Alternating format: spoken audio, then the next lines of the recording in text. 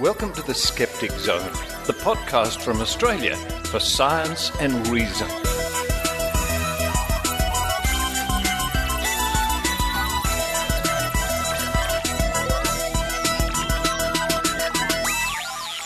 Hello and welcome to the Skeptic Zone, episode number 419 for the 30th of October 2016. Richard Saunders here with you from Sydney, Australia. And I noticed just last night, lots of people going out to Halloween parties. And there are people decorating their yards with ghosts and cobwebs and things like that. And I also noticed that a lot of people seem to be up in arms here in Australia, protesting that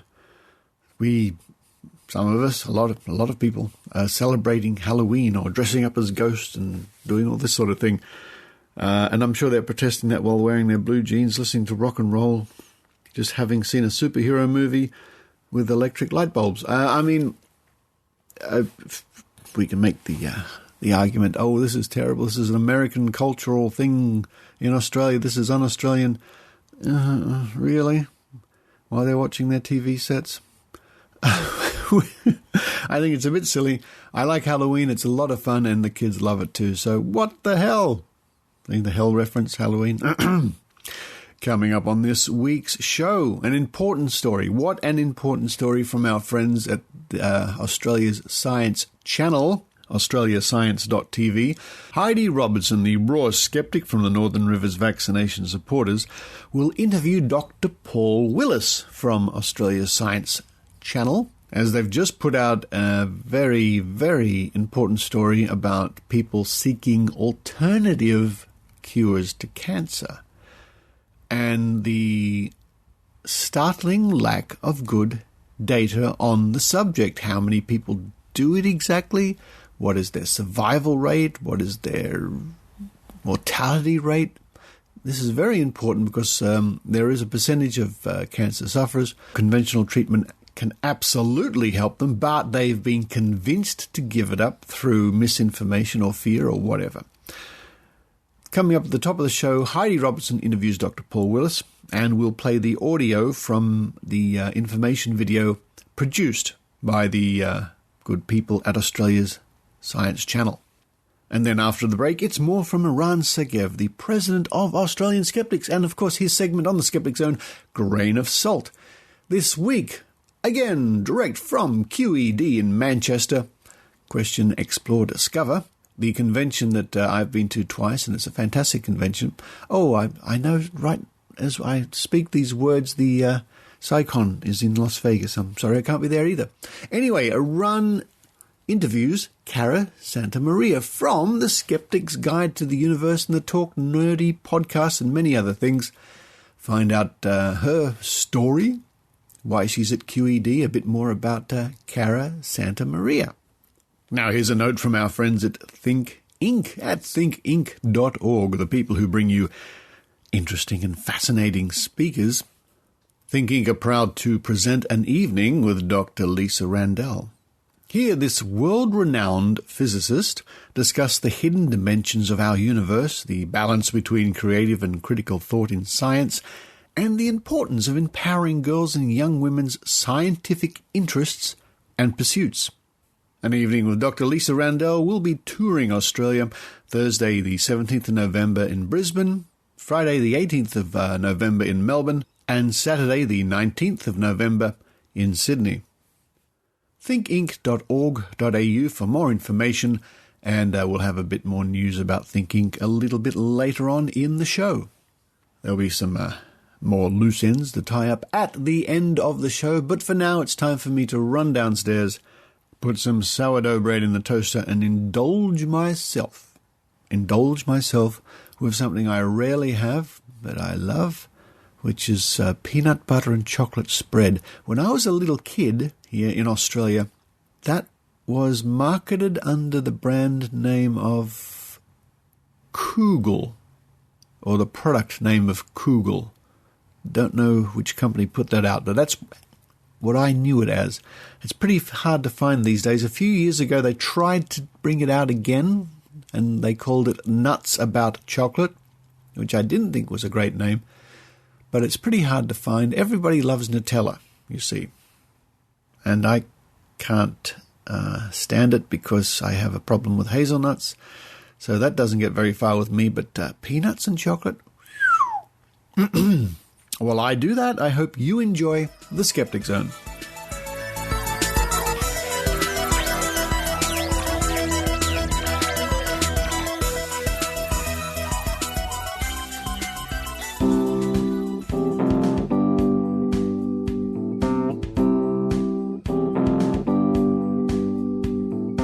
It's the Raw Skeptic Report with Heidi Robertson.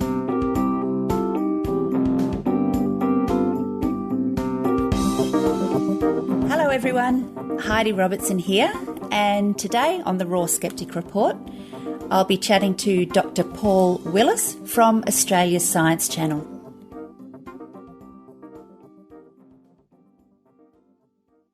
Joining us now all the way from South Australia, Adelaide, we have Dr. Paul Willis from Australia's Science Channel. Welcome back to the Skeptic Zone, Doctor. Always a pleasure to come back to you guys. Oh, we've missed your weekly reports from RI Oz. Yeah, well, we've now evolved those A Week in Science into Brouhaha, which is 1 minute little pieces that we put out once or twice a week. So check out Brouhaha at Australia's Science Channel. There we go. For all the listeners who've been missing you every week, there you go. You can still find Paul online. So, Paul, we've been hearing about this special investigation that you've been working on that would be of great interest, I'm sure, to the skeptical community and to the listeners of the Skeptic Zone. Can you tell us what it's all about and in particular, what prompted you to look into this particular topic? Yeah, look, let's start with what prompted me.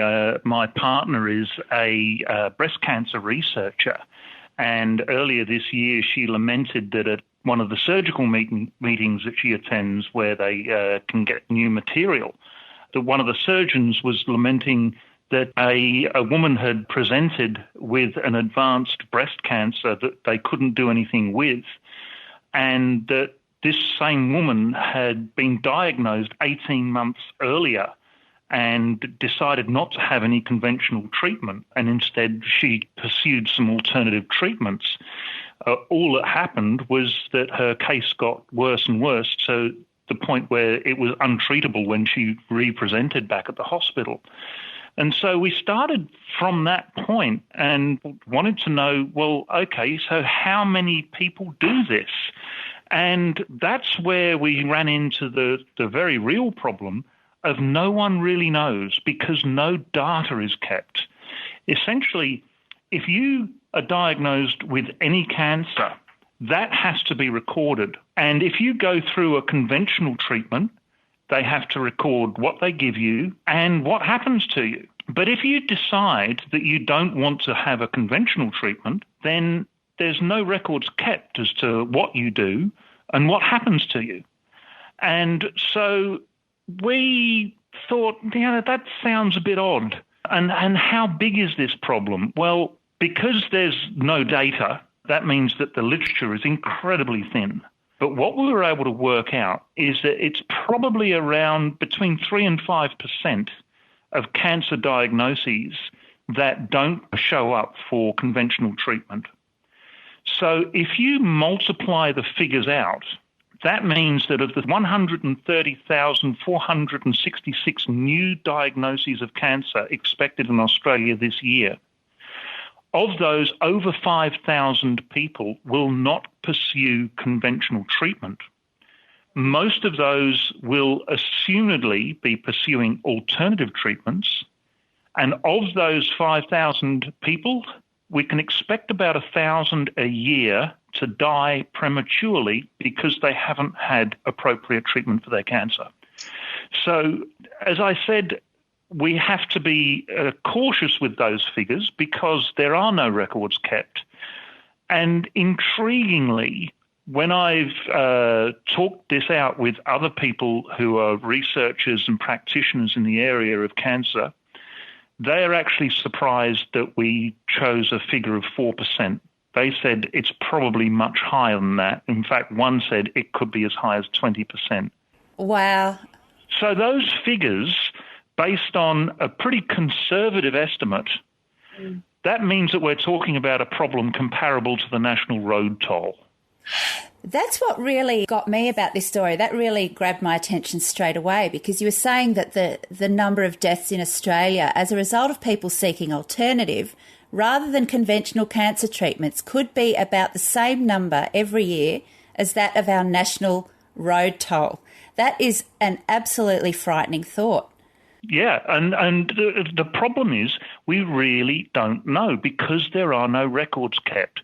And I suppose what actually, before I go into the most surprising part of this story for me, I should point out that all of the practitioners in cancer care and cancer research that we spoke to, they all wanted a clear distinction between complementary therapies and alternative treatments for cancer.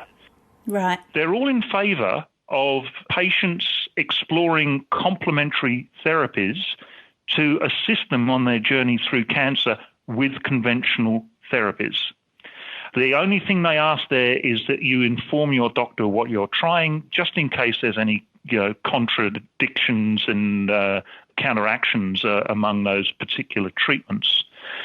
That's probably a very important point, that patients are upfront with their cancer specialists about any supplements or alternative therapies that they are taking. And if the doctors are going to poo-poo these therapies completely, then the patients are less likely to divulge what else they're doing, which could negatively impact on their overall treatment. Well, exactly. And, that was, I thought, a really enlightened and responsible approach from the practitioners that, look, if you want to go and explore crystal therapy or meditation or whatever, by all means do it. But don't give up your conventional treatments, and don't not tell us what you're doing. Australia's Science Channel, media release, Thursday the 27th of October, 2016. Thousands of cancer sufferers die unnecessarily. Every year, thousands of Australians are suffering and dying prematurely because of alternative cancer treatments, according to a special investigation by Dr. Paul Willis, Director of the Royal Institution of Australia. The report details the distressingly high number of cancer sufferers who choose to forego conventional treatment altogether in search of an alternative cure. Quote, "When we are talking about cancer, there is a difference between complementary treatments and alternative cures," end quote, Dr. Willis said. Quote, "Many of the frontline cancer medical practitioners we spoke with encourage their patients to seek out unconventional complementary treatments to help them through their ordeal. The concern here is when a patient takes up an alternative, non-evidence-based cure for their cancer to the exclusion of conventional medical treatments," end quote, he said. The report highlights the lack of recorded evidence of the efficacy of alternative treatments, as alternative medicine practitioners are under no obligation to record their treatments or the progress of those treatments. Of increasing concern is the number of cancer sufferers who return to conventional treatment after trying to find an alternative cure. Quote, "Usually this occurs when things go wrong. The cancer has progressed and what may have been a treatable condition has developed into an untreatable cancer with poor prognosis. Better education and awareness of what treatments are available, as well as proper supporting documentation and hard data from alternative practitioners, is required to empower cancer sufferers to make more informed decisions on their overall treatment," end quote, Dr. Willis said. Okay, Paul, what we'll do now is we'll just have Richard read out the press release from Australia's Science Channel. But for me, the most surprising part of the story concerned the class of therapies that is the main focus of the story, and those are alternative cures for cancer. Because so far as we can find out, there is no such thing. There is no alternative cure for cancer. And when I asked the question of everyone in the story, Here's the golden wand. You can do whatever you like about this situation. What's the one thing you'd want to do? I was expecting them to say, okay, let's ban naturopaths and homeopaths and whoever thinks they can cure cancer. Let's just ban them. In fact, they all said, we want them to come forward with data. We want to know what's happening. We want to know what they're doing. We want to know how successful they are. We also want to know about their failures, so that in future, if a cancer patient wants to try an alternative therapy, they can go into it with an educated view that this is what you can expect. This is what's likely to be the outcome. And so the patient is empowered to make an informed decision. If you take conventional therapies, that is all explained to you at the outset. What the side effects are going to be, how long the course is going to take, what your prognosis is for taking that particular course of action. And the reason why they can do that is because they keep detailed records. So really what the practitioners are saying is, tell us what you guys are up to, tell us how well it's going or otherwise, so that patients can make an informed choice. Yes, so that sounds like a very good skeptical approach. I mean, that's all what skepticism is about, isn't it? It's present me with your evidence and let's evaluate the evidence and get to an evidence-based decision or outcome. Exactly. And I should say it's intriguing that, the story's only been up for an hour or so, and already I've had one person phone me up and make a complaint that I didn't have any alternative practitioners in the story. And I said, that's not through want of trying. I did actually approach a few various naturopaths, homeopaths, and a few other practitioners who claimed to be able to cure cancer and invited them to come into the story. But I did stress that if you come into the story, I want you to bring data and evidence. I don't want anecdotes. I want data and evidence of what you do and how successful or otherwise it was. And they all declined to come on camera. That's very telling, isn't it? What are the requirements under Australian regulations of alternative medicine or therapies practitioners advertising treatments and cures for cancer? You cannot make a medical claim that is not supported by evidence in advertising. You cannot, in theory, in Australia, say you can cure cancer if you cannot demonstrate that you can actually do that. But the internet and the online environment is so flexible and pliable that you can put up a web page which implies that by eating apricot kernels you can alleviate the symptoms or assist in the recovery process from cancer. You can word it in ways that makes it sound like you've got a cure, when in fact you haven't. So using weasel words, as they say, to give the person looking at it the vibe of the thing, so to speak. Exactly. And you can also, you can put up, and there are endless anecdotes of various naturopaths in particular saying, here's this person who presented to me with this cancer and I gave them X, Y, and Z and here they are all better. Anecdotes are not data. For a start, we don't know what else that particular case involved. Maybe they were having conventional treatments as well. We don't know. Maybe it was a cancer that they would naturally respond to. Did they even have cancer in the first place? Yes. But also, where are the stories of, well, I tried this on Joe Blow and he died anyway?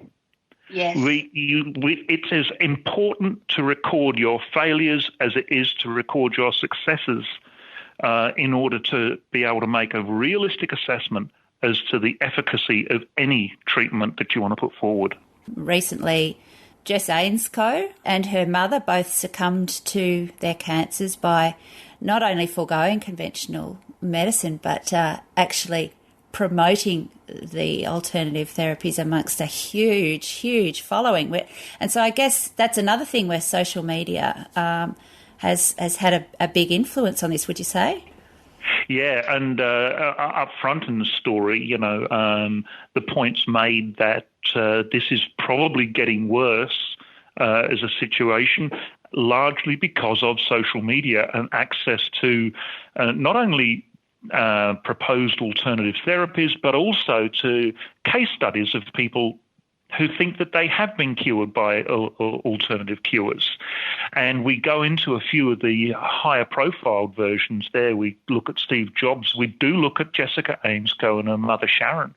Where the crime, in my eyes, occurs with the Amesco case is where she convinced her mother, when her mother developed breast cancer, to not go through the conventional route, but to go through Gearson therapy, which involves coffee enemas and good nutrition.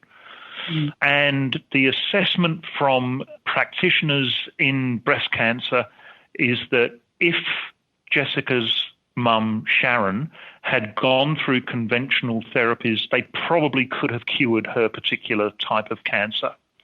Instead, she went through Gearson therapy and she died, I think it was within 2 years. Oh, just tragic, isn't it? Just tragic. So tell me, where can people go to see this special investigation and to find out other things? Yeah, look, if it happens in science, it happens on Australia's Science Channel. If anyone listening hasn't already bookmarked australiascience.tv and is not a regular visitor, then this is your opportunity to do so. If you go to australiascience.tv, you will find the cancer story is featured on the front page at the moment, and a whole raft of brilliant material, which, we stand by our integrity on the science content of everything that we produce, everything that we run through Australia's Science Channel. So get involved, become part of the action. As I like to say, it's a social media movement. Swipe right for science. Very good. All right. Well, thank you so much for joining us, and I look forward to seeing this story get a whole lot more coverage in the coming days. Fantastic. It's a story that needs to be told as wide and as broadly as possible. Very much so. Thank you, Dr. Willis. Always a pleasure. That was Dr. Paul Willis from Australia's Science Channel. And now here is the audio from the video they produced called No Alternative to Cancer.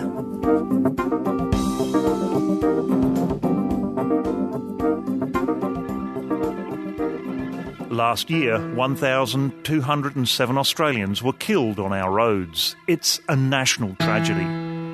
But there's another national tragedy that is as big, or perhaps even bigger, than the road toll. You can't help but have a sinking feeling that maybe where this patient is now didn't have to be. You can have a woman present with a really small cancer that grows from 10 millimetres to a fungating cancer, and I've seen this happen within 6 months. I know we can avoid that. This special investigation by Australia's Science Channel will reveal that every year thousands of Australians are suffering and dying prematurely because they try alternative treatments for their cancers.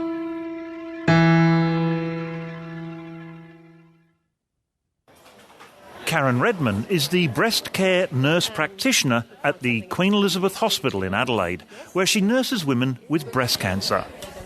I focus on the surgical episode of their care, but I've been doing this for 15 years, so I have a number of long-term patients. Karen is increasingly concerned with cases where women receive a diagnosis of cancer, then disappear from the records. We do see people coming in that are lost to follow-up or indeed refuse treatment. David Walsh is the head of the General Breast and Endocrine Surgical Unit at the Queen Elizabeth. One of the things about cancer in particular is that the best outcomes clearly come from using team approach, using a specific batch of treatments to get the ultimate outcome for an individual's cancer. So, once diagnosed with cancer, is there any compulsion for the patient to undergo medical treatment? No, there isn't, but there is a compulsion for us to give you, as the patient sitting in front of us, the best options that we can provide. We would certainly see patients every year who, having been told of a diagnosis, given a treatment plan, will disengage from that process and seek an alternative means of care. Our experience has been that proportion is increasing. I think it's probably because things like social media and the internet allow people to see possibilities outside of what we're offering, and it's never been easier to look at alternative treatments and to explore them. A quick search of the internet reveals many alternative treatments and cures for cancer, as well as warnings about when such treatments go wrong. And there have been some high-profile cases in recent years where people have pursued alternative treatments for their cancers only to eventually die from them. In October 2011, Steve Jobs, co-founder of Apple Computers, died from pancreatic cancer at the age of 56. He delayed conventional treatments for 9 months to pursue acupuncture, special fruit juices, spiritualists, and other treatments he found on the internet. Medical professionals claim they may have extended his life or even cured his particular cancer if they'd been allowed to act early enough. Athena Starwoman, born Helen Roosian, was an Australian spiritualist who built a global business as an astrologer and author. She rejected medical treatment for her breast cancer in favour of mind-body healing. After 7 months of herbal remedies, meditation and other alternative techniques, she admitted herself to hospital suffering from unbearable pain, but by then her condition was untreatable. She died of breast cancer, aged 59. Jessica Anscough, the self-proclaimed wellness warrior, died of her cancer in February 2015. She rejected medical surgery for her particularly rare and nasty cancer, preferring something called Gearson therapy, involving enhanced nutrition and coffee enemas. While the medical profession are uncertain about how much more they could have done for Jessica, given her unusual and aggressive cancer, they could have saved the life of Jessica's mother if only she had followed medical treatments instead of the alternatives offered by her daughter. Sharon Anscough died of an otherwise treatable breast cancer in October 2013. Professor Ian Olver is the director at the Samson Institute and a long-term cancer researcher. Oh, there's always people that reject conventional treatments, but because cancer is a multimodality disease in terms of treatments, where you might need surgery, you might need radiotherapy, you might need some sort of chemotherapy or systemic therapy, then you might select one part of the treatment but reject the others. So there's many decisions you have to make along the course of a cancer journey. In a number of cases, women are upfront about their views, and certainly a number of the patients that I see go off and seek alternative therapies. They may go to a health sort of retreat type centre. They may be seeing naturopaths. They may even be having family members treat them. But effectively, they're not having effective treatment for breast cancer. We do need to be quite clear here that when we're talking about cancer, there is a difference between complementary therapies and alternative treatments. We encourage patients to explore possible treatments because we don't have all the answers, and we would like to add them into a conventional plan, and that's what I think is a complementary treatment. The idea that you have to completely leave conventional treatments behind and that these alternative treatments will only work in isolation and will be handicapped or cease being effective because of conventional treatment. That's what I think is really the dangerous idea. Some of them will be using therapies to complement standard therapy. The more dangerous issue is where patients elect to substitute an unknown therapy for a evidence-based therapy. Why would a patient given a diagnosis of life-threatening cancer turn away from conventional medical treatments and seek out alternative therapies?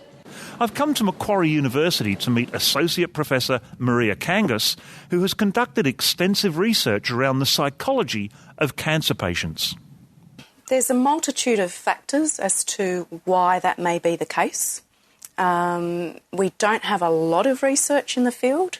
There's some publications in the international literature indicating that it could be a person's personal values, their belief system. It could be an emotional fear factor in terms of their understanding as to what the treatment's going to entail, fear of the side effects and the repercussions that will have on their quality of life. It could also have an impact as to whether they've witnessed other close family members or friends going through such a similar ordeal and not wanting to experience a similar situation, or fear of burdening families. It could also be the faith and trust that they have in the medical system, if they've established a good relationship and rapport with the treatment team, and whether they've even had negative experiences with the health system and not necessarily linked to cancer. And surely a diagnosis of cancer must be utterly terrifying. If it's come out of the blue and unexpected, usually shock and dismay are quite common. There's the fear, it's understandable, the fear of the unknown. Suddenly it's a mortality issue. Some actually are relieved because they may be having sick type of symptoms or not feeling well or not quite right for a number of months. And I've had patients who are relieved to hear that something definitely is wrong with them and there is potential treatment options for them. Professor Ulver literally wrote the book on complementary and alternative medicines in cancer treatment. What we wanted to do was present the range of opinions in the one book, because we wanted the perspectives of practitioners that dealt in alternate medicines, and we wanted the perspectives of the scientific community. We understand the desperation, but we don't want people to harm themselves. And the main question one needs to ask is, can any of these alternative therapies actually cure cancer? See, that's the problem. I can tell you the efficacy of all the treatments that we would deliver through our institution, and we have to demonstrate that there is a demonstrable scientific benefit. In other words, more people have to benefit from it than do not. The alternative treatments are usually based upon claims, based upon testimonials, and we are continually asking to see where is the scientific evidence that a proposed plan of care has a benefit. They haven't actually been subjected to any sort of formal trials. So usually there's no evidence beyond a series of anecdotes. And the trouble with a series of anecdotes is even if something does work for one person, it's very important to know whether it'll work 1 out of 2, 1 out of 10, 1 out of 100, 1 out of 10,000 times, because something that works 1 out of 10,000, that's chance. That doesn't mean everyone should take it. The lack of record keeping makes it difficult to follow just how efficacious alternative therapies are for cancer treatments. The literature is thin, but it makes grim reading. This study in Alberta, Canada, tracked 185 breast cancer patients who refused medical treatments. The 5-year survival rate was 43.2%, compared to 81.9% for those who underwent medical treatments. This Swiss study found the 10-year survival rate for women who refused surgery for breast cancer was around half that of those women who had the surgery. This US study followed 47 breast cancer patients who refused or delayed conventional treatments and took a variety of alternative therapies. They all greatly increased the risk of dying from their diseases within 10 years.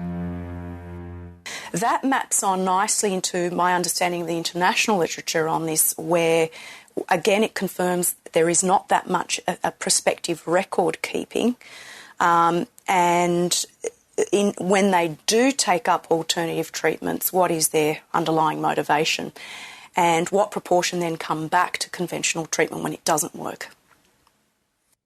Sometimes the drop-off patients re-enter the hospital seeking conventional treatment. Well, they clearly come back usually when things are going poorly, because that is when they recognise that they have symptoms or a situation where they need help. I've seen a number of women come back. I can recall a number that have come back between 3, 6 or 12 months after we've told them they have a breast cancer. I've also seen women come back a number of years later. They have a large fungating sore or mass on their chest. It's very difficult to dress from a nursing point of view, and they also have evidence of cancer elsewhere in their body. And I've personally sat with women that have just cried for half an hour, wailed and cried for half an hour because they're in such a mess from what was a treatable cancer a number of years ago to now being, where do you start? And it's heartbreaking when they come back. Or if they don't come back, you just don't know what's happened to them.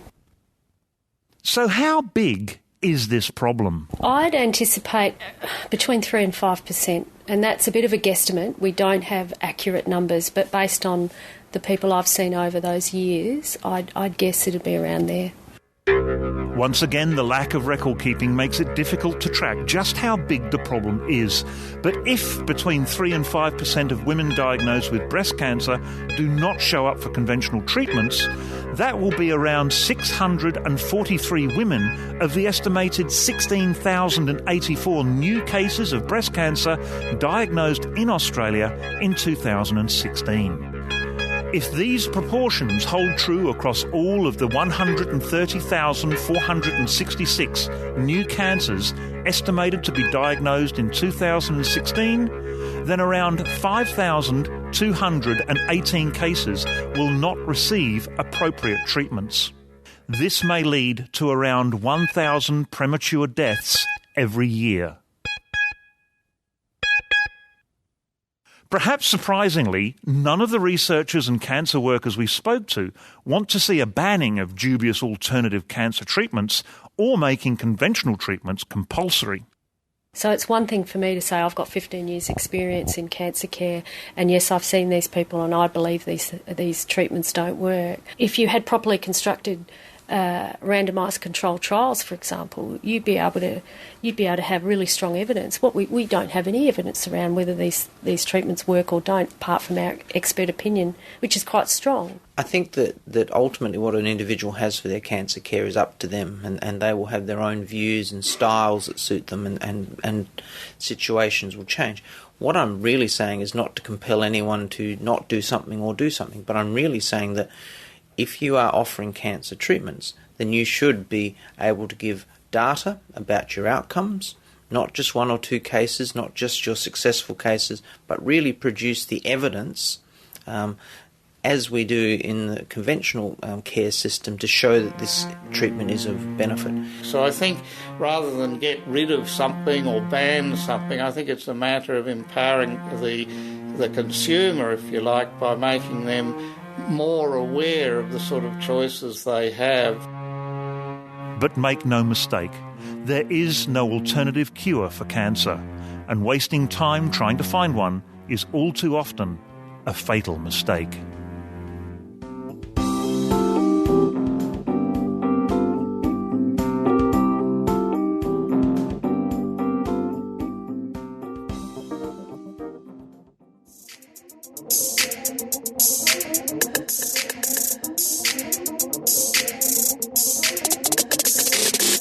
The Think Inc. Annual Pass. Think Inc., the people who brought you Dr. Neil deGrasse Tyson, James Randi, Dr. Ben Goldacre, Dr. Lisa Randell, Sam Harris, and many more, are delighted to announce their annual pass for 2017. This pass allows access to all their events. Priced at just $299, the average cost of 2 tickets, the annual pass will include VIP seating and a podcast and video versions of the event, just in case you can't make it in person. The Think Inc. Annual Pass is a perfect way for regular thinkers to maximise their experience, as well as a clever present for friends and family looking to explore smart answers to big questions. A highlight of the coming season is none other than Dame Jane Goodall. For more information and to get your annual pass, visit thinkinc.org.au.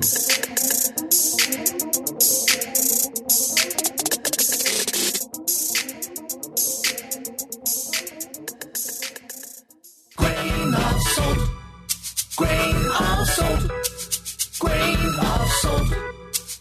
Let's all take this with a grain of salt.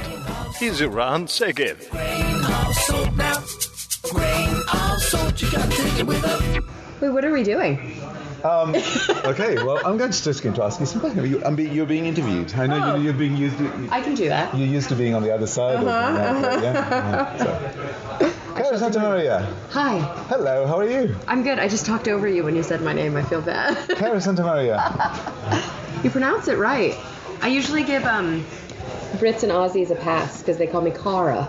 Cara. Yeah, okay. No. Thank you for calling me Cara. I listened to the podcast. But let's see, can I pronounce your name correctly? I don't know if I've ever said it out loud. Iran? Yeah, that's... Well, okay. Close enough. Okay. Would you do like Iran? Like that with like a... No, just the same. Iran, usually. Iran. Yeah. Alright, whatever. So, you're a science communicator. Yes. You've been on the Skeptic's Guide to the Universe now for how long? I have no idea. Over a year, but I'd have to look at my calendar. Yeah. So I think most listeners to the Skeptic Zone will probably also listen to the Skeptic's Guide to the Universe, so they will know about your activities there. But what else do you do? What else do I do? Well, I do. I have a podcast also called Talk Nerdy, which I started. I don't know how long ago, maybe 3 years ago, before I joined Skeptic's Guide. I think I'm coming up on episode like 130, something like that, where I do one-on-one conversations with mostly scientists, sometimes people in the skeptical or the atheist movement, sometimes people who work for, social justice, civil liberties, things like that, and sometimes just people that I find interesting. And I also, my day job is that I work in television, generally hosting or co-hosting different television shows. So any given time I'm working on 1 to 5 projects. The life of a freelancer. You've been a science communicator for a while. What's the background that brought you to science communication? Yeah, about I think 7-8 years now. I came to LA from New York, but I was only in New York a year. Prior to that, I lived in Texas. That's where I was born and raised. I studied psychology for my undergrad. Psychology and philosophy was my minor. And then I did neurobiology for my master's. I moved to New York to start a PhD in clinical neuropsychology, and that's when I kind of realized that bench work maybe wasn't the future for me. I had been coming to Los Angeles for quite some time at that point and decided to try my hand at it. It was kind of a weird experiment. I always anticipated to just find a new lab and go back to school, but I managed to get a few good gigs, and it kept happening, and eventually it kind of became a full-time freelance job, which is anybody who, is a freelancer, especially in media, knows it's a lot of working to work. You might not be working every day, but you're always working to get those new gigs. It's feast and famine, for sure. Back to the Skeptic's Guide to the Universe. Yes. Just how did you get to be on that show? I have no idea. I think I met the guys the first time at TAM a few years prior to actually joining the show. Obviously, I knew of the Skeptic's Guide to the Universe, and I knew the guys loosely. I knew them better once I met them. Jay, as everybody who knows Jay knows, like, when you meet Jay, you instantly feel like you've known him forever, and so he always made me feel really comfortable, like we had been friends for a long time. They had me on the show maybe twice, if I'm remembering correctly. Maybe once as a guest and maybe once as a fill-in co-host. I had no idea at the time, but apparently it was a trial run for them, and they were trying to figure out who should be their new host. Yeah, and you didn't know. No, I didn't sign up for that. Passed. Yeah, had fun. It was great, and I guess I passed. Yeah, they reached out to me. It was pretty funny when it was Jay and Steve on a Skype call with me, and they were like, "Okay, we have something very serious we want to talk to you." I was like, "Whoa, okay, what did I do wrong?" And then they offered me the spot, and I don't know, it meant a lot. It felt really good. So So yeah, are you enjoying fun it? since then. Oh my god, yes. And they make me feel like a novella. Like I feel like one of their sisters. They have that, don't they? They do. It's crazy. Anybody who knows them, I mean, they're just so welcoming. It's there's something about this. I mean, when I go to Connecticut, I stayed. Let's see. Last time I was there, one night I stayed, or 2 nights maybe, I stayed in Jay's basement. I fixed the light, by the way. In the basement? Yeah. Oh, thank you. It was really comfortable, and I was oh my gosh, bonding with Olivia so much. She's too much. She's the cutest little kid. I stayed over at Evan's house one night and snuggled with the dog. I mean, they're it's like your family. Yeah. Absolutely. And how much preparation do you require? I mean, each show is an hour and a bit, but first of all, I know that you record for probably about 3 hours. 3 hours, yeah. I'd say about 3 hours to record a show. And once the profanities are removed, that's probably about an hour and 20 minutes. Right. And, The profanities and all of the bickering, the brotherly bickering, it happens a lot. Preparation varies week to week. I mean, it definitely depends on which story I've chosen to report on. Usually what happens is that we'll record the show on a Wednesday night. It's later in Connecticut. They're 3 hours ahead of me in LA. So I record at, I think, 4:30 in the afternoon, for them at 7:30. Wrap up by dinner time for me, wrap up by the time they're ready to go to bed. I'd say about on Monday, I will usually send an email to Steve with some pitches, with some story ideas that I've come across, and some words that I think could be good. Steve will either, just approve, or he'll delegate and say, oh, so-and-so might be better at doing that story, or so-and-so already pitched that, so why don't we try this? And usually I know what I'm going to do by late Monday or early Tuesday. I'd probably take maybe, again, it depends, but on the light end, an hour. On the heavy end, a few hours, depending on if it's a really difficult scientific study that I have to dig through and make sense of. What amazes me, though, is that there will be times where it is complicated, so I spend much more time than usual on it, and yet Steve, who probably just glanced at it, will point things out that I missed. I'm like, oh yeah, but the study actually focused on blah blah blah, and the sample size was only, and I'm like, Steve, how do you do that? He just absorbs things like a sponge. It's really impressive. Yeah. Now, we are at QED. We are. Which is just wonderful, isn't So it? exciting, and I'm awake right now, which I'm very impressed with myself. The day I got here, I slept. I just lost consciousness immediately.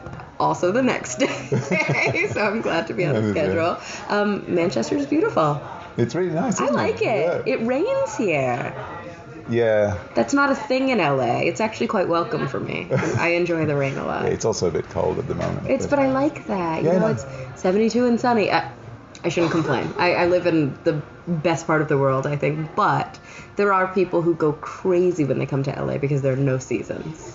And so it's nice to visit places with seasons. With the seasons, yeah. No, actually, Manchester is the same. It also has, people always complain about Manchester raining a lot. Mm-hmm. But it's not actually true. It only rains here about 7 months of the year. It just snows the other 5.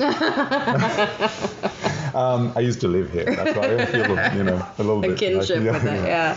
You're giving a talk here tomorrow? Mm-hmm. Yeah, I'm giving a talk tomorrow, and I'm doing a live, quote-unquote, as in live for the audience, but recorded, and then I'll air later on Talk Nerdy, where I'm interviewing Sue Blackmore, so that should be really fun. And then I'll do some other recordings behind the scenes here. And the talk? I think I just finished it. I did turn in a flash drive with some photos I slapped together in a keynote. We will see. I realized when I was looking back over it, I was like, ooh, it's kind of just a lot of pictures of myself.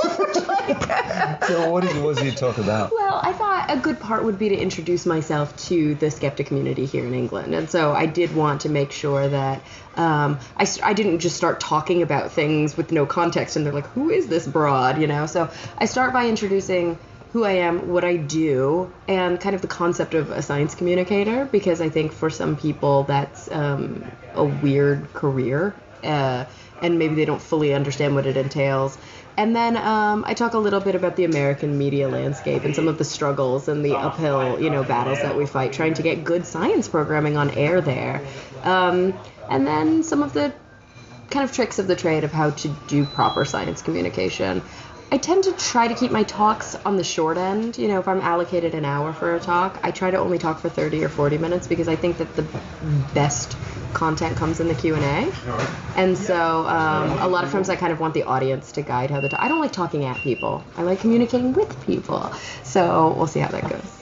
Now, one last thing. Mm-hmm. You've been to Australia before. I have been. But not to Sydney. I know, isn't that weird? I flew out of Sydney, but I didn't actually go, or I laid over in Sydney. No, airports don't count. Airports don't count. I've been to so many airports. I've been to Brisbane, Melbourne. Did I do it right? Melbourne. Adelaide and Perth. And I loved Adelaide. Adelaide's nice. Adelaide is a beautiful city. Yeah, they don't have power there now. They're all like... they just live in huts? They live in huts now, yeah. No power. No, it's a joke that Australians look at. I don't understand. There was recently a storm. Oh, no. And in the storm, 30 high-voltage power pylons actually toppled. In Adelaide? The entire state, yeah. The state, South Australia, do not have their own electrical producing capabilities. They were basically off the grid for quite a bit. Are they okay now? Well, they're cooking over open fires and stuff like that, but otherwise I think they're okay. Are you serious? No. Just like burning joking. Trash in the street. Isn't that how you always depict it in movies? Like it's anarchy. People are burning trash in the street. Yeah. I think people are mostly worried that they can't charge their phones. Yeah, exactly. But I'll tell you, and I hope I'm remembering correctly, but Adelaide, when I was there, there's this like little river that kind of goes through, and we rode rowboats through the river. It was like so adorable. I had such a good time. But I loved all of the towns that I visited. You know, I find that Australia is not that different from where I grew up in Texas. I really think Australia and Texas have a lot of similarities. I know it was not meant to offend anybody. I know. But here's why.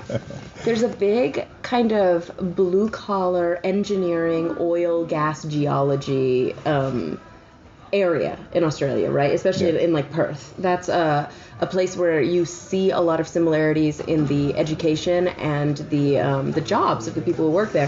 Very similar to Texas in that way. I find that the sensibilities, the way that people eat, is very similar to Texas, and it's so friendly. A lot of times when you go to a country that you're not from, there's a lot of things you have to adjust to, right? Especially if it's a place where they don't speak the language that you speak. It's much easier coming to England or Australia because they speak English. Sometimes it doesn't seem like it. You know, sometimes you still don't understand what anybody's saying. But there's still these big cultural differences in the way that people communicate and interact. I found that when I went to Australia, it felt like I went home to Texas. People were just very friendly, very familiar, and there was a neighborly aspect that I don't get I don't always get when I travel to Europe, for example. When we met in New York in May, I mentioned you mentioned that you hadn't been to Sydney, and what I said was that you stick around with the SGU for long enough, and you will end up in Australia. So we're still working on it. We'll see. It would be so amazing. Do you know how much fun it would be to travel with those guys to Australia? Oh yeah. You do know exactly. Yeah. Just so long as the last time I went to Australia, the only time I've been to Australia, I got to hug a koala. And I got to snuggle with a wombat, which smelled really bad but was so cute. And I want to do that again. Can I do that? What about, have you seen any drop bears? People tell me, Derek tells me about these damn drop bears. And my friend Casey, who's also Australian. I have so many Australian friends. That's a fake thing that you guys make up to mess with tourists, isn't it? They all tell me about these drop bears. They have a hunger for American blood or something like that. I don't believe you. I'm trying not to be as gullible as... I'm not saying anything. Trying to be a good skeptic, right? I take the fifth. But I would love to come back. I would love to see Sydney. I know it's like, a more metropolitan city. It's where most of my friends that are Australian are from, or at least lived the majority of their lives. And I would love to see what all the hubbub is about and eat some brekkie. Yeah. We'll have brekkie together. Fair income. Okay, so... So have you looked it up now? No, you mentioned it, and I still don't. Every time you say it, I still think you're saying fared income. What does it mean? We'll do it off air. Dinkum. Fair dinkum. Fair dinkum. Do I sound Australian? Is that dirty, what I just said? No. Oh, okay, good. Okay. That's good. Thanks very much, Carol. Of course. Grain of salt now. Grain of salt, you gotta take it with a... T-minus 1 minute and counting. This November, National Geographic Live will take you to Mars. T-minus 50 seconds. We're attempting something unparalleled in spaceflight. Meet the minds who will take us there in this never-to-be-repeated live experience.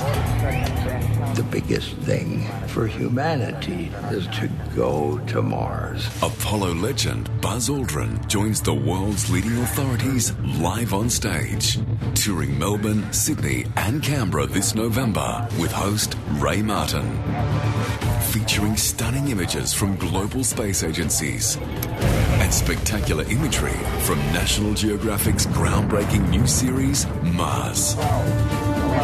Mission Control, we're looking at a red planet. Tickets on sale now, with VIP packages available to attend the exclusive pre-show cocktail reception with Buzz Aldrin. Come on an exciting journey to our new home, Mars, the live experience.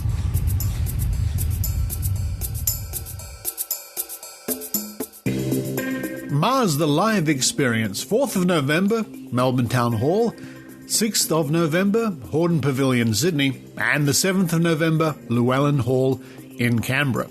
For your tickets, just Google Mars, the live experience, or follow the link on this week's show notes.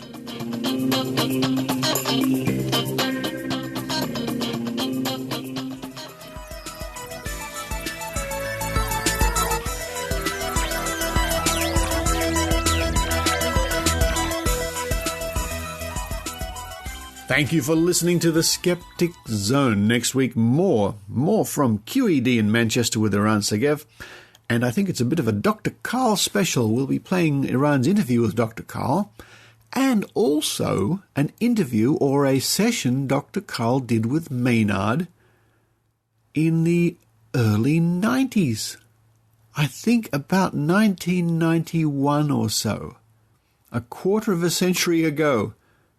It's ridiculous. And Maynard and Dr. Karl are still in the media doing all sorts of wonderful things. That's longevity for you folks. Look out for that on next week's show. And don't forget you can still buy your tickets to the Australian Skeptics National Convention in Melbourne from the 25th to the 27th of November. Convention.skeptics.com.au is the website to head for. Those of you in New Zealand, of course, there's the New Zealand Skeptics Conference, and I will see you there, conference.skeptics.nz, and that'll be early December. And in late-breaking news, I'm trying to line up a talk I will be giving, hopefully, in Berkeley, California, sometime around late December. I will keep you posted, those people in the San Francisco Bay Area, seeing if we can figure out a talk I can give at some location or other in late-ish December. That'll be fun. Maybe I can talk about deadly Australian animals, like Heidi Robertson did last week on the show. Now, you'll remember a couple of weeks ago we played the Skeptic Zone live from Sydney Skeptics in the Pub. It was a great success, and everybody who came along, I think they all agreed the pub was a fantastic venue. It's a new pub for us. It's just near Wynyard Station, the Occidental Hotel. Well, the next Skeptics in the Pub is Thursday the 3rd of November from 6 p.m. at the Occidental Hotel, which is 43 York Street. As I say, just behind or just near Wynyard Station. And this time we're going to be talking about the famous Nigerian scams. For more information and to register, you don't have to register, you can just turn up. We'd love it if you just show up. That's fine. But if you register at meetup.com.au/AUST skeptics, Ost skeptics, all the better. And we can see who's coming and possibly make sure there's enough room. And it's a good way for you, once you join that, to be kept up to date with future talks and things and conventions and skeptics in the pubs. meetup.com.au/ostskeptics, and a link, of course, in this week's show notes. And before I go, a big good luck shout out to Maynard, who's just about to, as I record this podcast, he's probably at Sydney Airport on the first leg of the Venga Boys tour. He's the host of the Venga Boys tour for the next 2 weeks, I think, or something like that. Good luck, Maynard. Maybe we can get a report from Maynard on the road along the way. We'll see. Good luck, Maynard. But for this week, this is Richard Saunders signing off from Sydney, Australia. You've been listening to the Skeptic Zone podcast.